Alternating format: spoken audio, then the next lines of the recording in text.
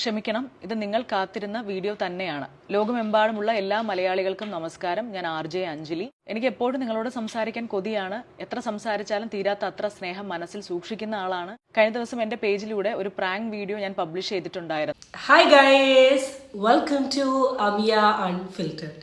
എൻ്റെ ഒരു പുതിയ വീഡിയോയിലോട്ട് എല്ലാവർക്കും സ്വാഗതം. ആദ്യം തന്നെ ചാനൽ ഇഷ്ടപ്പെട്ടിട്ടുണ്ടെങ്കിൽ എന്തായാലും സബ്സ്ക്രൈബ് ചെയ്യാൻ മറക്കരുത്. അപ്പം ഞാൻ ഇന്നലെയോ മെഞ്ഞാന്നോ തൊട്ടൊരു വീഡിയോ ആയിരുന്നു പ്രാങ്ക്, അല്ലേ?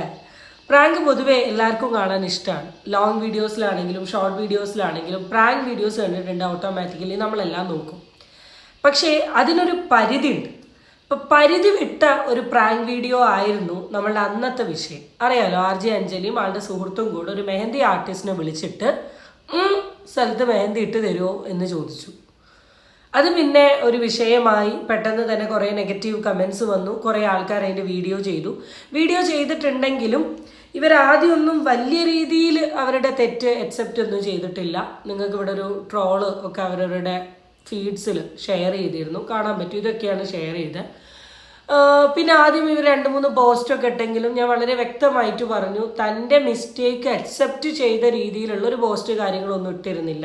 നിങ്ങൾക്കത് തെറ്റായി തോന്നിയെങ്കിൽ സോറി പറയുന്നു എന്ന രീതിയിലൊക്കെയാണ് ഇവർ പറഞ്ഞിട്ടുള്ളത്. അപ്പോൾ ഒരു വലിയ രീതിയിൽ ഇതൊരു തെറ്റാന്ന് മനസ്സിലായ രീതിയിലൊന്നും പറഞ്ഞിട്ടില്ല. പക്ഷെ എന്നാൽ ഇപ്പോൾ ഇതാ വന്നിരിക്കുന്നു.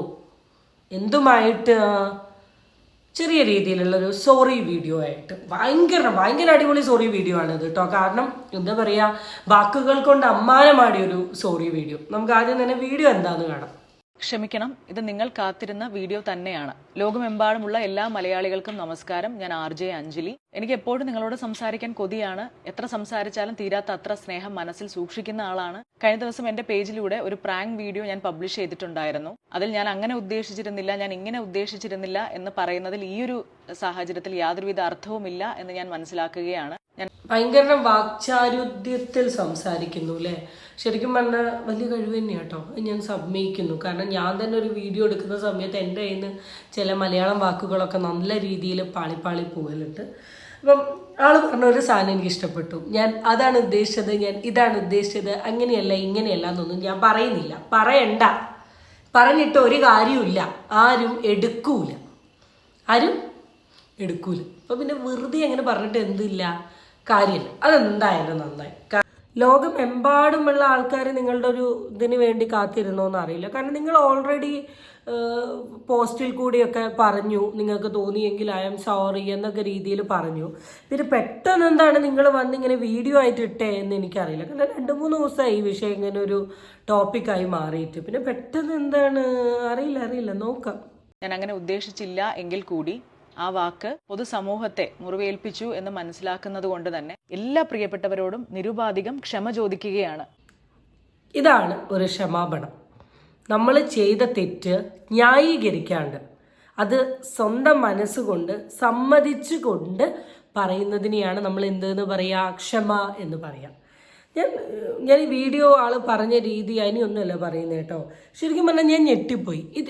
ഇതെന്താ സംഭവിച്ചത് ഇവിടെ എന്ന് എനിക്ക് മനസ്സിലാവുന്നില്ല. പെട്ടെന്നാണ് വന്നിട്ട് ഈ ഒരു സംഭവം ഉണ്ടായത്. പിന്നെ കഴിഞ്ഞ വീഡിയോയിൽ ഞാൻ ഷെയർ ചെയ്തിരുന്നു, നമ്മൾ ഇങ്ങനെ കേട്ടു, അല്ലെങ്കിൽ ഞാനിങ്ങനെ ഒരു ആൾ വഴി ഞാൻ അറിഞ്ഞു ഈ മെഹന്തി ആർട്ടിസ്റ്റ് ലീഗലി കേസ് കൊടുക്കാൻ പോവാണ്. ഒരു തരത്തിലുള്ള കോംപ്രമൈസിനും എനിക്ക് താല്പര്യമില്ല. അവരുടെ പ്രൊഫഷനെ ഇതാക്കുന്ന രീതിയിലാണ് അവരോട് പെരുമാറിയത്. അവർക്കത് ഡൈജസ്റ്റ് ചെയ്യാൻ പറ്റിയില്ല എന്ന രീതിയിലൊക്കെ ഞാൻ കേട്ടു, ഞാൻ അറിഞ്ഞു. അപ്പം ഇനി അവർ കേസ് കൊടുത്തതിൻ്റെ ഭാഗമായിട്ടുള്ള ഒരു ക്ഷമാപണമാണോ? ഇത്രയും ദിവസം ഇത്രയും നേരമില്ലാത്ത രീതിയിലുള്ള ഒരു ക്ഷമ ഇപ്പൊ പോകുന്നോണ്ട് ചോദിച്ചതാണേ. വീഡിയോ എടുക്കുന്നതിന് തൊട്ടു മുമ്പ് വളരെയധികം തമാശ രൂപേണ ഞങ്ങൾ സംസാരിച്ചു കൊണ്ടിരുന്നത് മീശ മാധവൻ എന്ന ചിത്രത്തിലെ വിഷുക്കണിയുമായി ബന്ധപ്പെട്ട വിഷ്വൽസ് മാത്രമാണ്. അത് സംസാരിച്ച് ചിരിച്ചുകൊണ്ടാണ് വീഡിയോ ഞങ്ങൾ ആരംഭിച്ചത്. നിങ്ങൾ മനസ്സിലാക്കേണ്ട കാര്യം, cinema is an entertainment platform. അതൊരു എന്റർടൈൻമെന്റ് സാധനം. ഈ സിനിമയിൽ അഭിനയിക്കുന്ന എല്ലാവർക്കും അറിയാം ഇതൊരു സ്ക്രിപ്റ്റാണ് എന്നുള്ളതറിയാം. കാണുന്ന വ്യക്തിക്കും അറിയാം ഇതൊരു സ്ക്രിപ്റ്റ് ആണെന്ന്. പക്ഷെ പ്രാങ്ക് വീഡിയോസ് അങ്ങനെയല്ല. ഒന്നും അറിയാത്ത ഒരാളെ വിളിച്ചിട്ടാണ് നിങ്ങൾ ഈ രീതിയിൽ സംസാരിക്കുന്നത്. അപ്പോൾ ഇതെങ്ങനെയാ ഫണ്ണാവുക? നിങ്ങൾക്ക് മാത്രമേ ഇതൊരു ഫണ്ണുള്ളൂ, അല്ലാണ്ട് ഓപ്പോസിറ്റുള്ള ആൾക്ക് ഇതൊരു ഫണ്ണായി കാണണമെന്നില്ല. ഞാനിപ്പോൾ റീസെൻ്റ്ലി വിവി ഹിയർ എന്ന് പറയുന്ന ആളുടെ ചാനലിൽ ഞാനൊരു വീഡിയോ കണ്ടു. ഇതേ ടോപ്പിക്കുമായി ബന്ധപ്പെട്ട്. അതിൽ ഓൾറെഡി ആൾ കൺവേ ചെയ്തിട്ടുണ്ട്. ഇതിന് തൊട്ട് മുമ്പും ഇതേ വാക്കും ഇതേ പ്രയോഗവും നിങ്ങൾ നിങ്ങളുടെ വീഡിയോയിൽ ചെയ്തിട്ടുണ്ട്. പക്ഷെ ഓപ്പോസിറ്റിൽ ആൾ അതൊരു ഫണ്ണായി എടുത്തു. കാരണം എല്ലാവർക്കും എല്ലാ കാര്യങ്ങളും ഒരുപോലെ ഡൈജസ്റ്റ് ആവണമെന്നില്ലല്ലോ. അപ്പം വലിയൊരു സിനിമയുമായിട്ട് നിങ്ങൾ നിങ്ങളുടെ പ്രാങ്കിനെ കാണരുത്. രണ്ടും രണ്ടാണ് കേട്ടോ. സിനിമ വേറെ, ഇത് വേറെ. ഇതറിയാത്ത ആൾ വിളിച്ചിട്ട് നിങ്ങൾ ഇത് പറയുന്നു. മറ്റേത് പ്ലാൻഡ്, സ്ക്രിപ്റ്റഡ്, ഈവൻ കാണുന്ന ആൾക്കാർക്കും അഭിനയിക്കുന്ന ആൾക്കാർക്കും ആൻഡ് ഇറ്റ്സ് ആൻ അഭിനയം. ഓക്കെ, നിങ്ങൾക്ക് അഭിനയമാണ്, പക്ഷെ ഓപ്പോസിറ്റിലെ ആൾക്ക് അഭിനയമല്ല. സോ ഇത് രണ്ടും ഒരിക്കലും കമ്പയർ ചെയ്യരുത്. ചെയ്തപ്പോൾ ആദ്യത്തെ കുറച്ച് മണിക്കൂറുകൾക്കുള്ളിൽ ഞങ്ങൾ വിചാരിച്ചത് ആ വാക്കിനോടുള്ള പ്രതിഷേധമാണ് നിങ്ങൾ രേഖപ്പെടുത്തിക്കൊണ്ടിരിക്കുന്നത് എന്നാണ്. വിളിച്ച വ്യക്തിയുടെ തൊഴിലുമായി ബന്ധപ്പെട്ട ഒരു അധിക്ഷേപം രേഖപ്പെടുത്തണമെന്നോ അദ്ദേഹത്തിന് അങ്ങനെ ഇൻസൾട്ട് ചെയ്യണമെന്നോ ഞങ്ങൾ ഒരു തരത്തിലും വിചാരിച്ചിട്ടുണ്ടായിരുന്നില്ല. നിങ്ങൾ ചിലപ്പം ജോലിയുടെ പറയുന്ന രീതിയിലൊന്നും ആയിരിക്കില്ല, അല്ലെ പറയണമെന്ന് ഉദ്ദേശമായിരിക്കില്ല നിങ്ങൾ വീഡിയോ ഇട്ടിട്ടുണ്ടാവുക. പക്ഷേ വീഡിയോ കാണുന്ന ആൾക്കാർക്ക് അങ്ങനെയാ തോന്നുക. ഒരു മെഹന്തി ആർട്ടിസ്റ്റ്, അവരുടെ ജോലി എന്താണ്? മെഹന്തി ഇടുക. ആ പെർട്ടിക്കുലർ ആളെ വിളിച്ച് നിങ്ങളുടെ ഇന്ന ഭാഗത്ത് മെഹന്തി ഇട്ട് തരുമോ എന്ന് ചോദിക്കുമ്പോൾ അവരുടെ ജോലിനെ കളിയാക്കുന്ന പോലെയല്ലേ? അത് നിങ്ങൾക്കത് മനസ്സിലാവാത്തതെന്ന് എനിക്ക് അറിയില്ല. കോമൺലി കേൾക്കുന്ന ഒരാൾക്ക് തന്നെ വളരെ പെർഫെക്റ്റ് ആയിട്ട് അറിയാം. അപ്പം ഞാൻ ചെയ്യുന്ന പല വീഡിയോകളും എൻ്റെ അമ്മയും അച്ഛനും ഒക്കെ കാണുന്നുണ്ടെങ്കിലും എപ്പോഴും എന്നോട് ഈ ഒരു വീഡിയോ കണ്ട സമയത്ത് പറഞ്ഞാൽ നന്നായി, ഇത് കൊള്ളാം. കാരണം അവർക്ക് വരെ ഇത് ഫീൽ ചെയ്തു. അത് നിങ്ങൾക്ക് എന്തുകൊണ്ട് മനസ്സിലാവുന്നില്ല എന്നറിയില്ല. കാരണം നിങ്ങൾ ഭയങ്കര അൾട്രാ മോഡേൺ ലെവലിലുള്ള ആൾക്കാരായിരിക്കും ഇതൊക്കെ ഭയങ്കര ഫണ്ണി ആയി എടുക്കാൻ. പക്ഷെ എല്ലാവരും അങ്ങനെ ആവണമെന്നില്ല. അത് നിങ്ങൾ മനസ്സിലാക്കുക.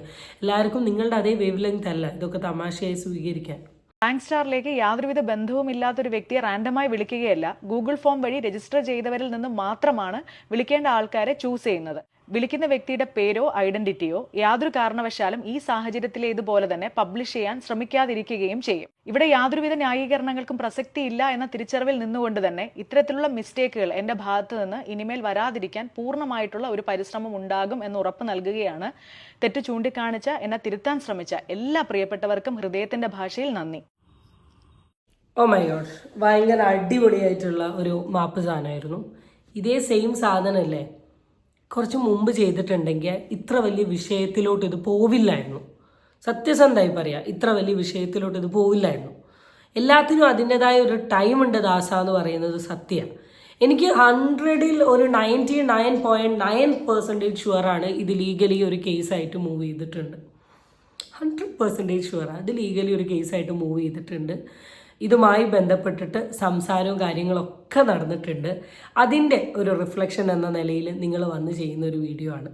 കാരണം നിങ്ങൾക്ക് ആത്മാർത്ഥമായി തോന്നിയിരുന്നെങ്കിൽ എപ്പോഴോ നിങ്ങളിതിൻ്റെ വീഡിയോ ഷെയർ ചെയ്തിട്ടേനെ. ഇതിപ്പം ഭയങ്കരണം. അതും എനിക്ക് ഇതിന് തൊട്ട് മുമ്പുള്ള വീഡിയോയിൽ ഞാൻ പറഞ്ഞു, നിങ്ങളൊരു എലമെൻറ്റ് ഓഫ് ഡിനയൽ എന്ന രീതിയിലാണ് അപ്പോളജൈസ് ചെയ്തിരിക്കുന്നത്. ഇത് ഫുള്ള് കാര്യങ്ങൾ അങ്ങ് അക്സെപ്റ്റ് ചെയ്തിട്ട് അയ്യോ ഞാനാണ് ഏറ്റവും വലിയ തെറ്റുകാരി എന്ന് നിങ്ങൾ പറയുന്നുണ്ട്. ഒന്ന് ആലോചിക്കേണ്ടിയിരിക്കുന്നു. പിന്നെ അവർ എന്നോട് കമ്മ്യൂണിക്കേറ്റ് ചെയ്ത സമയത്ത് അവരൊരു കോംപ്രമൈസിന് റെഡി അല്ല എന്ന രീതിയിലൊക്കെയാണ് പറഞ്ഞത്. ഇനി ഇതൊരു കോംപ്രമൈസിൻ്റെ ഭാഗമായിട്ടുള്ള കാര്യമാണോ ഒന്നൊന്നും അറിയില്ല. ബാക്കി ഫർദർ കാര്യങ്ങളൊക്കെ നമുക്ക് ഫ്രണ്ടോട്ട് കാണാം. ഇനിയെങ്കിലും മനസ്സിലാക്കേണ്ട ഒരു കാര്യം എന്താണെന്ന് വെച്ചാൽ മറ്റൊരാളുടെ ലൈഫിലോട്ട് ഇടിച്ചു കയറുന്ന സമയത്ത് അതിന് പ്രാങ്ക് ആണെങ്കിലും എന്ത് രജിസ്ട്രേഷൻ വഴി വരുന്ന സാധനമാണെങ്കിലും കുറച്ച് ഭാര്യയും മര്യാദയ്ക്കും കണ്ടൻറ്റുകൾ ചെയ്യാൻ ശ്രമിക്കുക. ഈ രീതിയിലുള്ള കാര്യങ്ങൾ ചെയ്യാണ്ട് നിൽക്കാൻ ശ്രമിക്കുക. നിങ്ങളൊരു 100 ആളെ വീഡിയോ കാണിച്ചോ ഇത് എൻജോയ് ചെയ്യുന്ന 10ൽ കുറവ് ആൾക്കാർ മാത്രമേ ഉണ്ടാവൂ. ബാക്കി എല്ലാവർക്കും ഇതൊരു അരാജകത്വമാണ്. സോ ദയവ് ചെയ്ത് ഇമാതിരി പരിപാടി ഇനിയെങ്കിലും ചെയ്യാതിരിക്കുക എന്ന് മാത്രമേ പറയാനുള്ളൂ. സോ അടുത്ത വീഡിയോ ആയിട്ട് നമുക്ക് വീണ്ടും കാണാം. അതുവരെ എല്ലാവർക്കും ടാറ്റാ ബൈ.